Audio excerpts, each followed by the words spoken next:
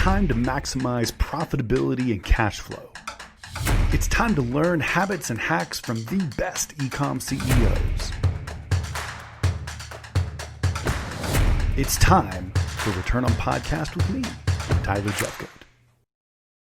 Hey guys, Tyler here with Seller Accountant, and we are wrapping up a mini series we've been doing on how to better read your financials, how to understand how to use the data in your accounting to make better business choices. So a quick reminder, and then I'm going to walk you through. By the way, here's what this video is going to be. This entire video is going to be me as the CFO of 9 figures a year in e-commerce sales. I'm going to walk through a particular P&L, slicing and dicing it in a couple different ways. I'm going to show you how I think about it, how I view it to smoke out problems and help my clients make better choices.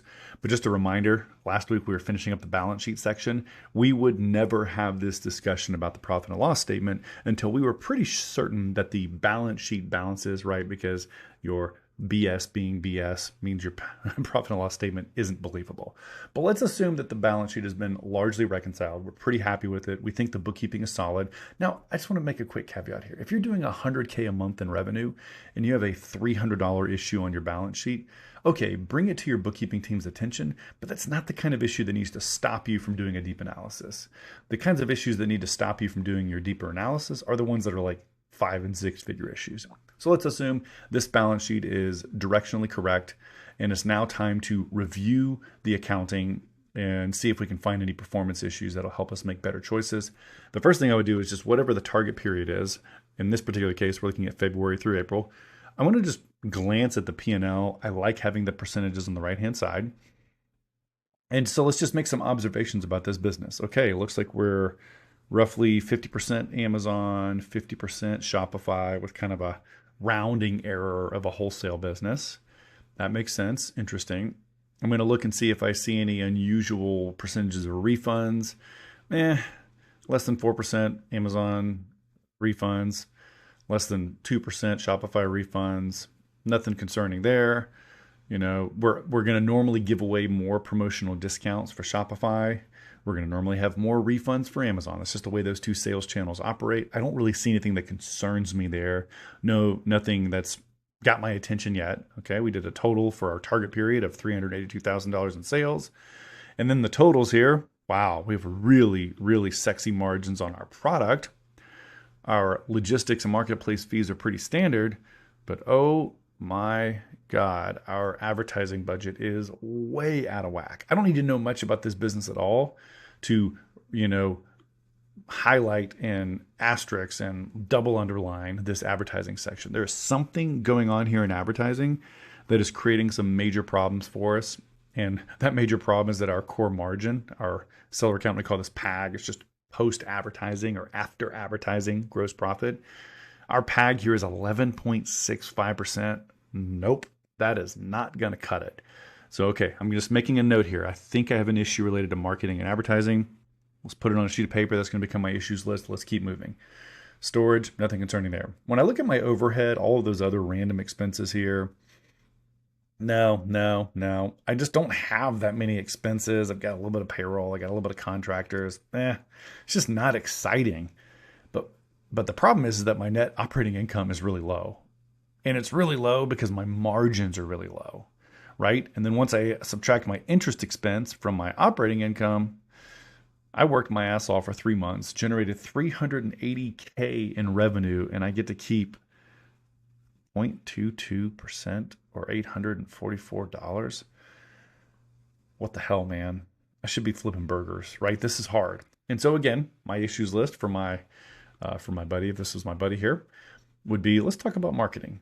The second way you may slice and dice your P&L, same data, by the way, this is February through April, is I want to understand how this compares to the prior 90 days. Or if you're doing a month, maybe you'll compare it to the prior month. And so I'm going to go through and do the same kind of look and be like, okay, looks like, oh, hold on, I'm looking at the wrong one here. Let's look at the prior period first here. Prior period, okay, February through April, compared to November through January. Interesting. Our prior period had more sales on Amazon.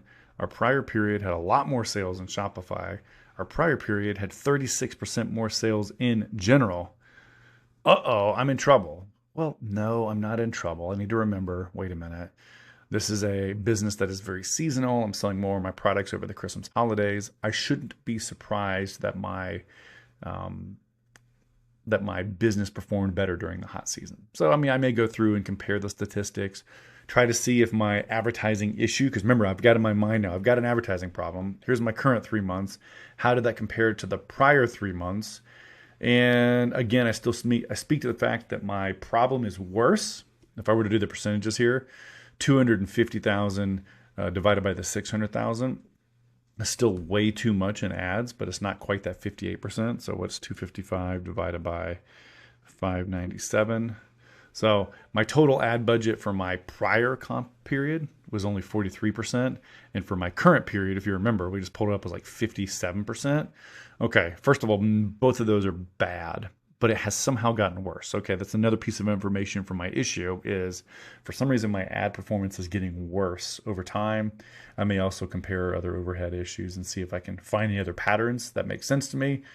The sheet that I accidentally pulled up a minute ago that I want to go to next is year over year. Now, if I'm a highly seasonal business, which guess what? We've got guys that sell beach gear that only sell during the spring, and we've got, a $50 million Christmas related product business that sells almost everything during the holidays, right? Your business might be seasonal, like the one we just looked at. And if that's the case, looking at month just over the past month or, February through April versus the prior 90 days, that isn't going to be very helpful. What you're going to want to do is look at it versus last year's February through April. And so this is more encouraging. We can say, okay, year over year, Amazon's up 60%. Year over year, okay, Shopify's down a little bit, down 13.5%. But overall, our sales are up, 10%. And this is amazing, our sales are up 10%, but our cost of goods sold are actually down a fraction. And this is because we renegotiated our supply chain. We have better prices on our product. This is great news. Unfortunately, as we look down at what we all know is the real problem here, we realize that, oh man, we had 10% total increase in sales. That's a little more than a 10% total increase in ad budget. Okay, so this is interesting. We generated 10% more in sales versus last year, but we actually generated more gross profit or more PAG last year. Red alert, red alert. Again, we all know it's the same issue. Our advertising is way out of whack. Okay, so we've looked at our year over year. We looked at our period over period. And now what I want to do is I want to go to the deep end of the nerd pool here. And I encourage all of you guys to do this. Go to QuickBooks Online, export it as an Excel file or Google Sheet, and then use some coloring to make sure that you can kind of understand the most recent months. And I just want to look for patterns. I want to look for things that are concerning to me here that might need to be understood better. Nothing here in the sales section.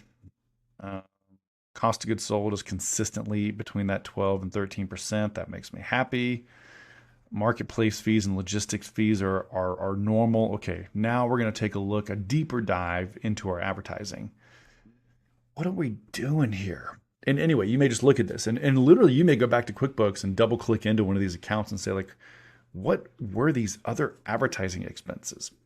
And I'll tell you, this conversation literally happened a few months ago with this particular friend of mine.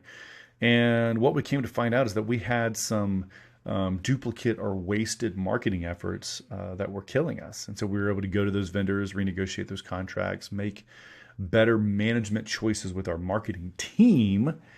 And the great news is that the brand that's in front of you here, if we could fast forward to May and June, the performance got way, way better by making one simple adjustment to the way the team was managed. And so what I hope you would do, again, is you would analyze your own books or your friends' books if you're helping them, and you'd say, okay, this business only has one problem, and it's a big freaking problem. The problem is that our advertising is completely unacceptable.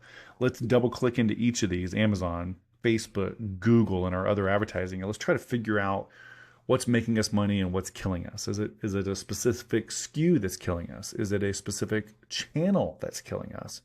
Is our vendor a really good vendor, but we just can't afford them right now, and we need to, let them go and find a more reasonably priced vendor? I don't know, whatever the situation is for you, but if you can identify that one area that might unlock a ton of value for you and your business, You can do what my friend did here and turn a business from being a real stress business to being a one that's really printing cash. And that's what's happened with these guys. So hope that's helpful. That's how I would, like, if you were to hire me as a CFO, I would do some other things also. But if you were wondering what is the 20 minutes prior to me jumping on a call with you to have a CFO call look like, kind of looks like what I just showed you. I'm going to go through to make sure I believe the balance sheet, looking for any cash flow challenges, look for any, issues in the balance sheet. And then I'm going to go to the P&L and I'm going to slice and dice it against the prior period, year over year, and then month over month over month to try to find what are the high leverage activities that if I were to take action on them, they would give me the most, positive movement in my business. So let's end this video there. This has been a series. It's been a lot of fun to kind of help you think through how to organize your chart of accounts, how to read your profit and loss, how to make sure your balance sheet balances, how to then use this data that's so critical within your books to make better investing choices. I hope this has been helpful for you. Let me know if you have questions. I'd love to get your comments. I try to be very responsive to them. Your P&L may look different than mine. You may be like, Tyler, how does this work? I'm doing this. Hit me with any questions you have. I'll be happy to reply to you and give you my thoughts. Until I see you next time, take care, guys.